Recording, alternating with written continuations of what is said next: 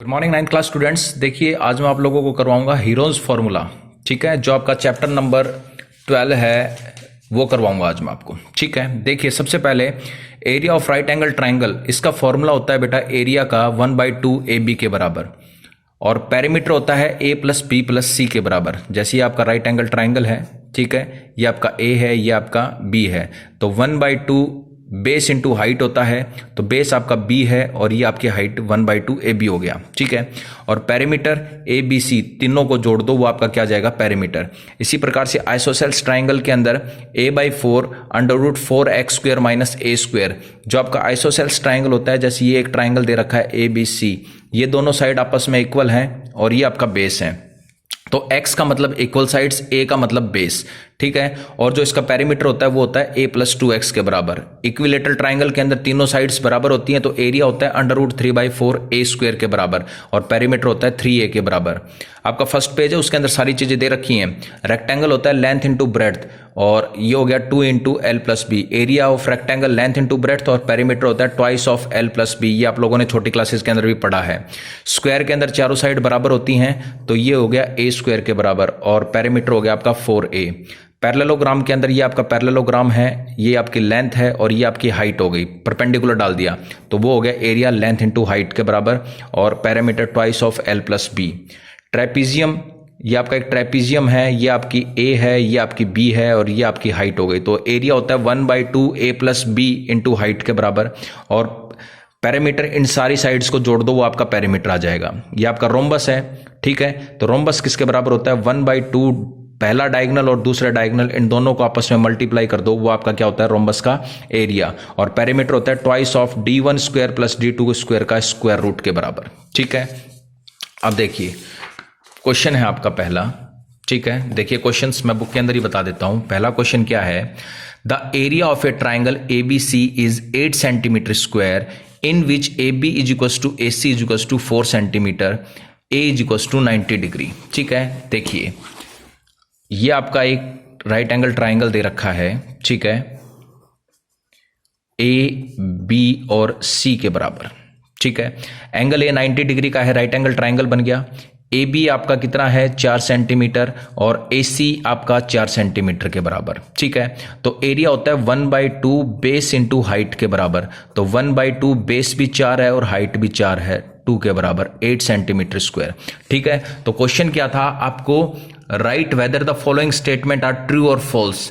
तो area of triangle ABC 8 centimetre square के बराबर दे रखा है, और हमने निकाला वो भी कितना आ रहा है भाई, 8 सेंटीमीटर स्क्वायर आ रहा है। तो इसका मतलब जो गिवन कंडीशन आपको दे रखी है क्वेश्चन में, वो बिल्कुल ठीक है। ठीक है, दूसरा क्वेश्चन है आपका, देखिए the area of equilateral triangle is 20√3 centimetre square, ये दे रखा है।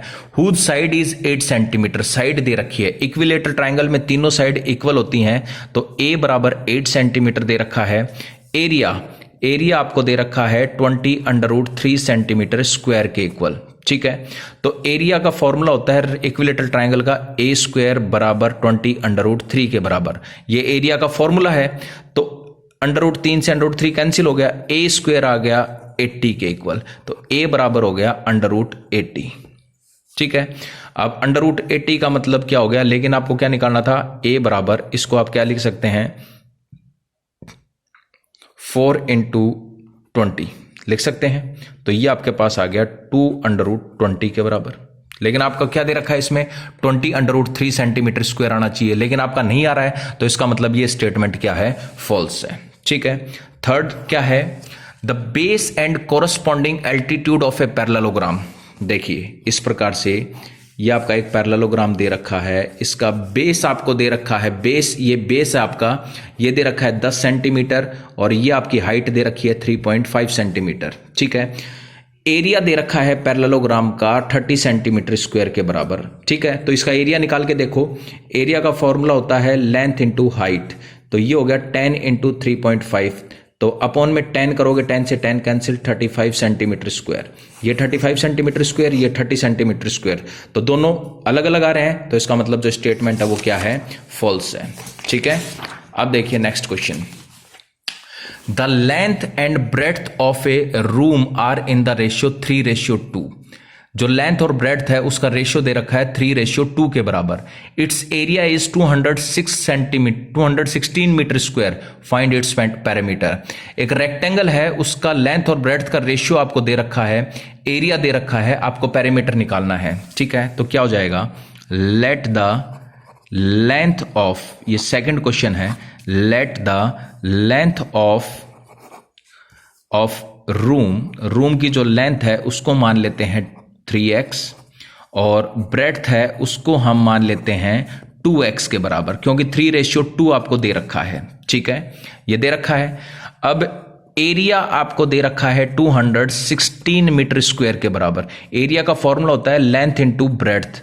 ठीक है, तो लेंथ आपके पास 3x है, इंटू में 2x बराबर 216, 6x स्क्वायर बराबर 216, x स्क्वायर बराबर 216 अपॉन 6, ये 36 के बराबर आ गया।